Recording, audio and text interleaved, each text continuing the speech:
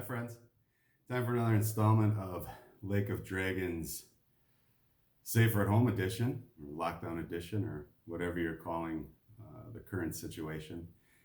We've been reading To Kill the Dragon, Lake of Dragons, Book 1. We're up to Chapter 5. I'll be reading that today. It's called A Bit About Dwarves. This one's fun for me. I like this chapter. A couple of the dwarves are a couple of my favorite characters. So let's get into it. Chapter 5, A Bit About Dwarves. Todd examined himself in a full-length mirror as he fastened a decorative red bow to the bottom of the last of 3 perfect braids in his thick, healthy beard.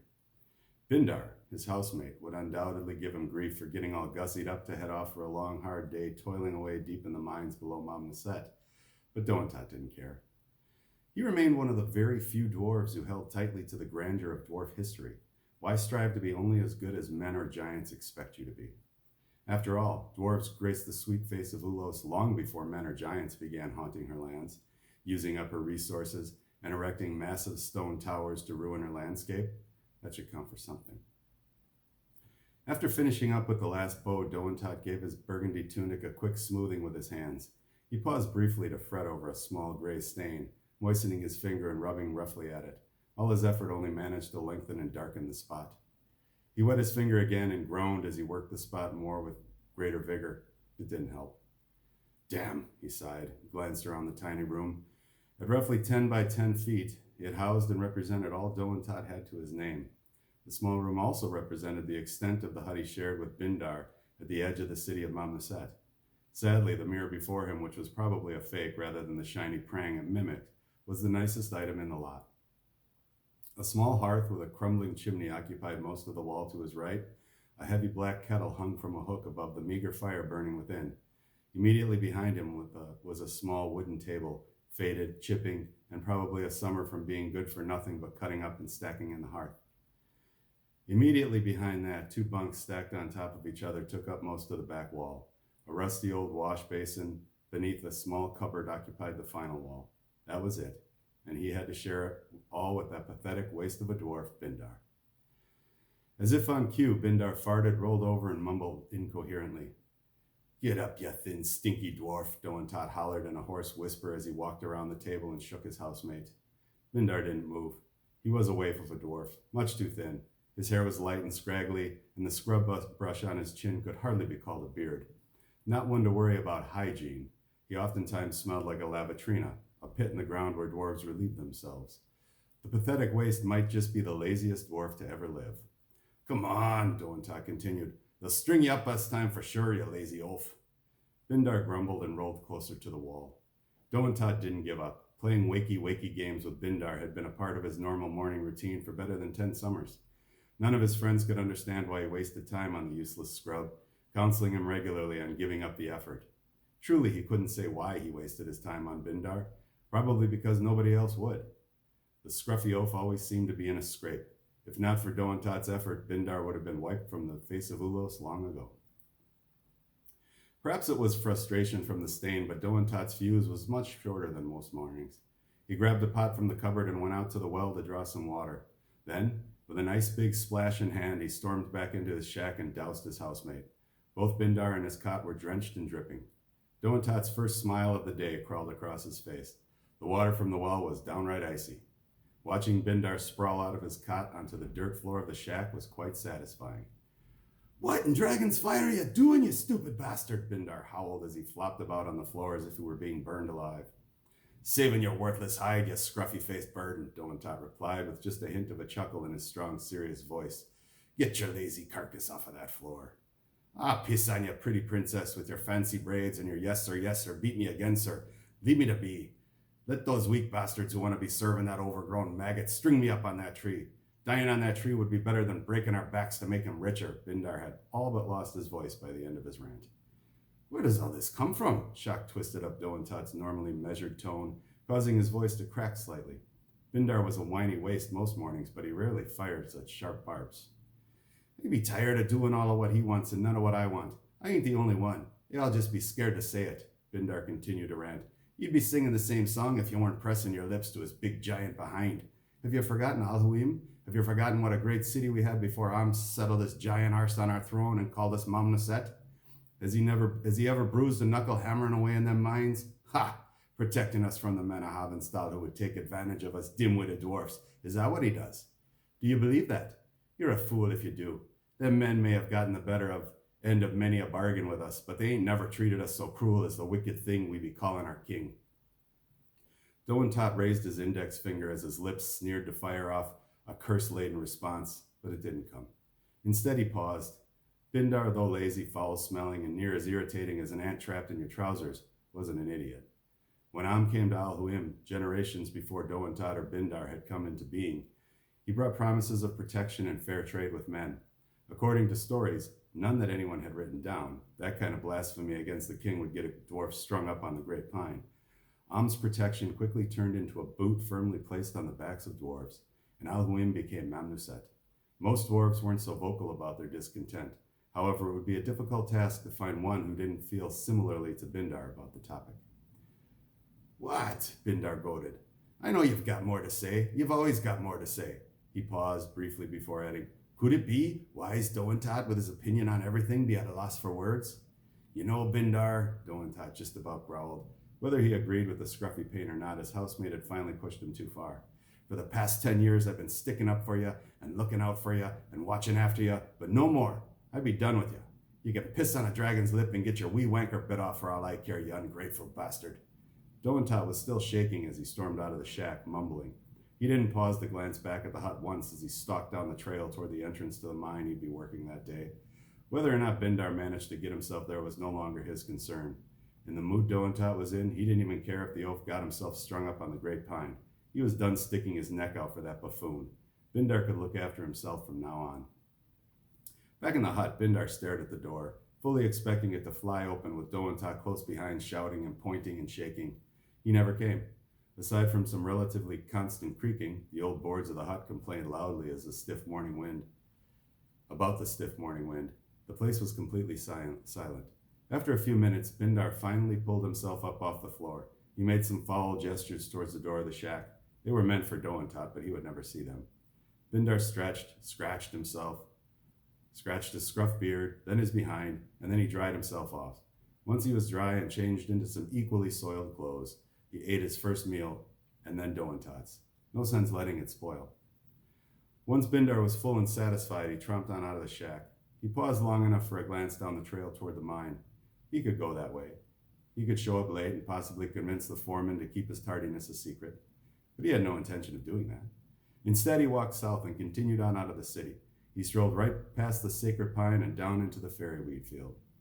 Fairyweed was one of the few pleasures left to dwarfs. The weeds grew wild in the field, and, according to dwarf myth, forest fairies fly up the mountain every night and dance among the weeds. The magic dust from their wings falls all about them. That dust has quite an odd effect on the mind of a dwarf. Quite odd and quite pleasant. Of course, no dwarf has ever seen a fairy, and no one knows if they really exist. It is a distinct possibility they may have only existed in the imagination of some happy dwarf enjoying some fine fairyweed. That didn't matter a lick to Bindar. He didn't care why the weeds were enchanted. He was just happy they were. He flopped himself down in the high weeds and plucked some beautiful buds to pack into his pipe. He had a nice long smoke and then laid back and watched the clouds make fantastical shapes for him in the sky. This be what life be about, he thought. As the day drifted slowly away, Bindar drifted with it, floating like the clouds above him. Doentot, the mines, Am, none of them were among the thoughts he was lost in. There was nothing to worry about except the clouds. The big, fluffy, wonderful clouds. Miles away from the fairy fields and deep beneath the streets of Mamnuset, Doentot toiled away with his pick. His thoughts weren't so happy and peaceful. All the things he hadn't said to Bindar that morning played over and over in his head. He'd love to beat the little runt, whip him like a naughty child. That's basically what he was, an overgrown child. Still, Doentot loved the oaf like a brother or even a son. Bindar's words that morning had cut deep. After everything he had done for that ungrateful mouse, Bindar was constantly spitting on his efforts and stomping all over his good deeds. He couldn't take it anymore. He wouldn't. How could he ever have a life of his own if he were constantly looking after that imbecile? Would he never have a wife and be stuck with an ugly scrap of a dwarf for the rest of his days? No, he was finished with Bindar, for good. If the Solitas didn't find Bindar and string him up, he'd send him away. Rock and dust flew about as Doentot's pick hammered the mine wall, freeing precious poured. Lost in his laments, he hadn't noticed what a productive day he was having. The evidence lay strewn about his feet, but he didn't notice. His mind was focused solely on Bindar and the battle he'd have with the runt when he returned home for the evening. Back in the fairyweed field, Bindar was deep in a waking dream, toiling away in his own right. Of course, his toiling didn't require physical effort like Doentot's. Bindar's toiling was all about convincing a shy fairy to waste the afternoon away with him.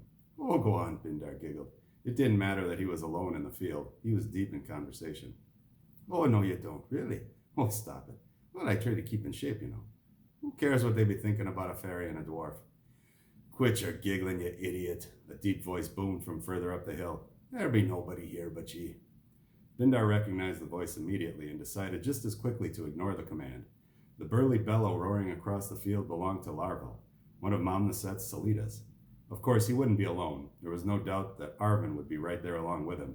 Bindar wasn't interested in the lecture they'd have for him, and he wasn't about to abandon the fine young fairy he was chatting up. She was a joy, giggling and flirting. Why would he trade that for the scowls of two rough dwarfs? What an imbecile, Arvin whispered, confirming what Bindar had suspected. Larval and Arvin were as inseparable as they were insufferable. The sun had just passed its highest point when Bindar's attractive imaginary friend convinced him to accompany her to the fairy forest. A bit impaired from all the fairy weed, Bindar struggled to get to his feet. He nearly fell on his face on the way up, barely managing to pull it together. His journey was cut painfully short.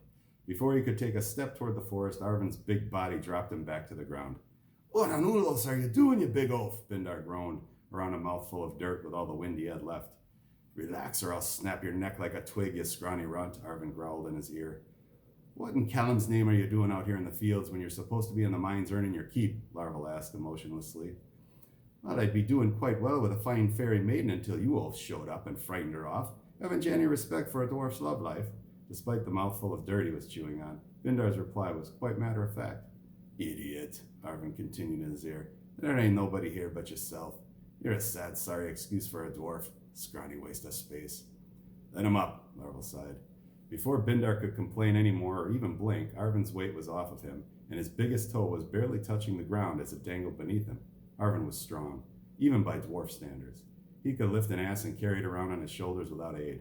Bindar had seen that feat several times. However, what the mountain of a dwarf boasted in muscle, he lacked in wit. Obviously pleased with himself, Arvin glanced back at Larval with a smirk and a shrug. That was just enough time for Bindar to stomp on his foot and stumble off down the hill. The Solitas were on him immediately. Larval almost got a hand on him right out of the gate, but Bindar stumbled over a rock and managed to trip him on the way down.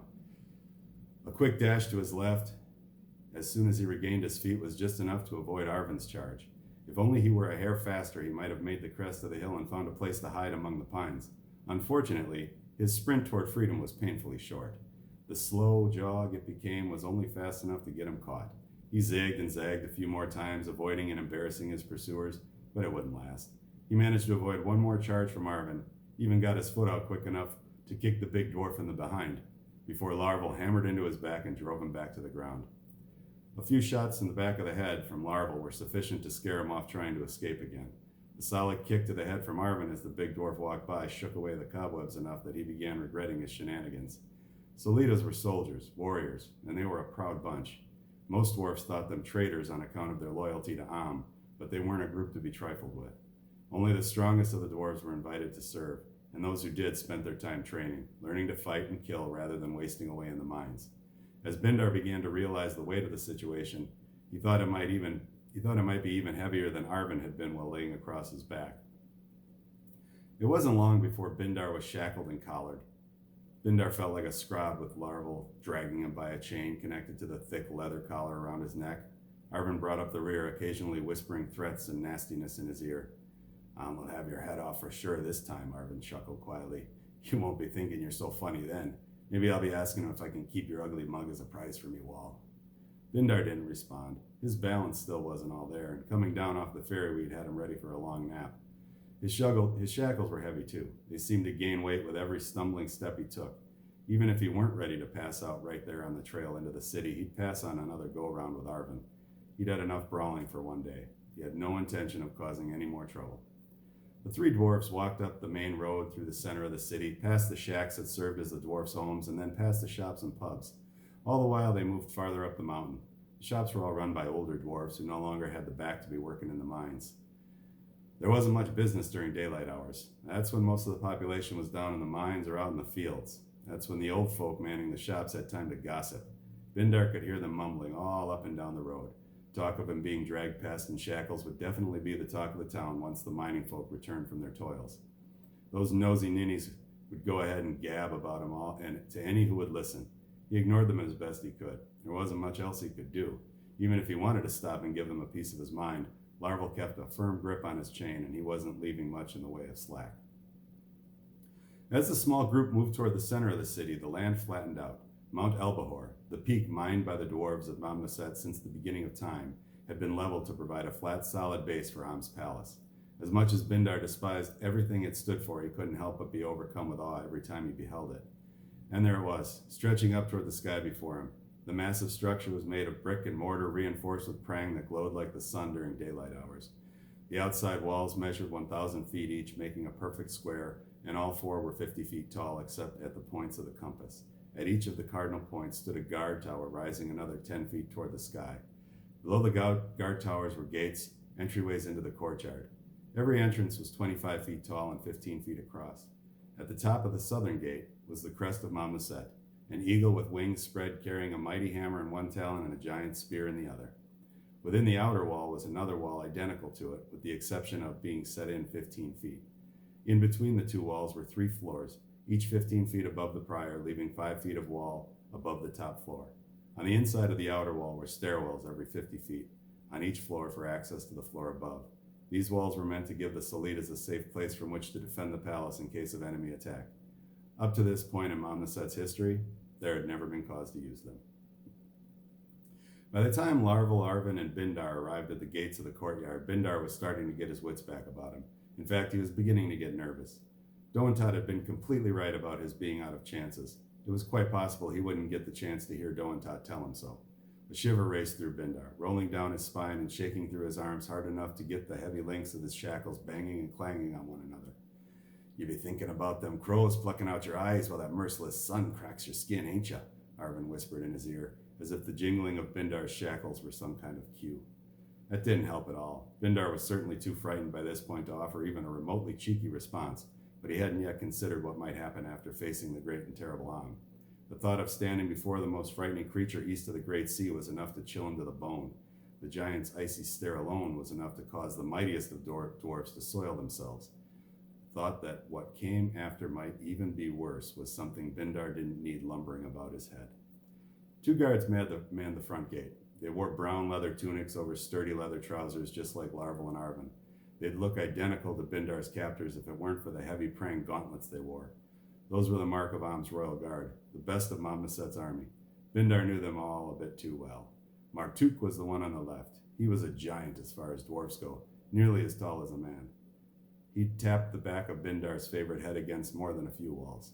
The ornery cuss got great pleasure out of hurting things smaller than him. Shigan stood right to the right of the gate, rigid to the right of the gate.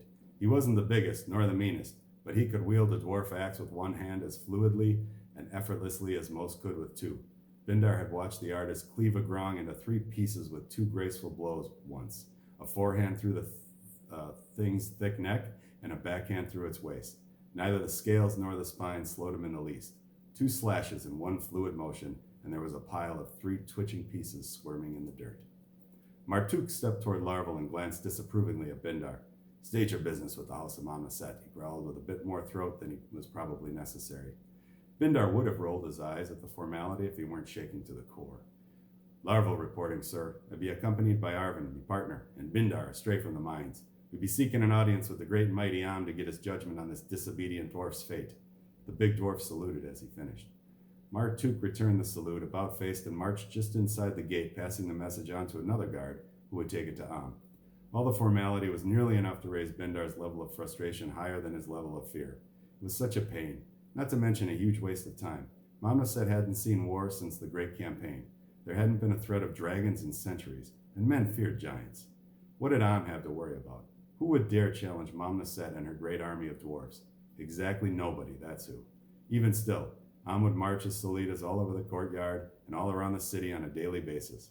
A A faint sigh slipped past Bindar's lips, so slight nobody noticed it but him. Bindar didn't need to see inside the gate to know what was going on behind the towering walls before him. This was far from his first visit to the courtyard, where passed his laws down to the tribal leaders and sat in judgment of dwarves who didn't follow them. He probably knew the place as well as any Solita, maybe as well as the great himself. At the back of the courtyard, connected to the northern guard wall, were living quarters, the palace of the palace. This building stretched from the eastern wall to the western wall and extended about 300 feet from the northern wall, with tower after tower reaching up to the sky well beyond the reach of the outer walls. Bindar could only imagine all the rooms inside the place, or how immense they all must be. At the front of the palace was a grand stairway leading up to a set of thrones in front of two gigantic doors, where with his wife Lo by his side, decided dwarves' fates. By the time Martuk returned, after what seemed like 3 eternities, Bindar's clothes were soaking from sweat. The prim palace guard instructed the group to enter the courtyard. Inside the gate, 2 columns of Solitas standing 15 feet apart and facing each other stretched from the gates to the stairway of the palace. Bindar looked up and saw the giant, Mamnuset He was terrifying, 15 feet tall with daggers for teeth. It wasn't the first time he had stood before to be judged, and the last time had been quite uncomfortable. Might just pop his head right off. There wasn't anything he could do about it. He had no choice but to follow Larval and Arvin to his doom. The 2 stopped and bowed ceremoniously about 5 feet in front of the grand staircase, while Bindar stood behind them, shaking like a fairy weed bud in a gale of wind. "Bow, idiot," Arvin hissed. Bindar stooped awkwardly. It was more like a curtsy than a bow. "Sorry," he whispered. "Rise," commanded, his booming voice filling the courtyard like thunder rolling across a low valley. Once the dwarves were standing again, he continued, "What are the charges you bring against this dwarf on this day?" "Most noble and mighty Larval began, a hint of fear lurking around in his voice. "The dwarf before you be Bindar. We found him in the fairy field, shirking his duty in the mines, all confused from the fairy weed.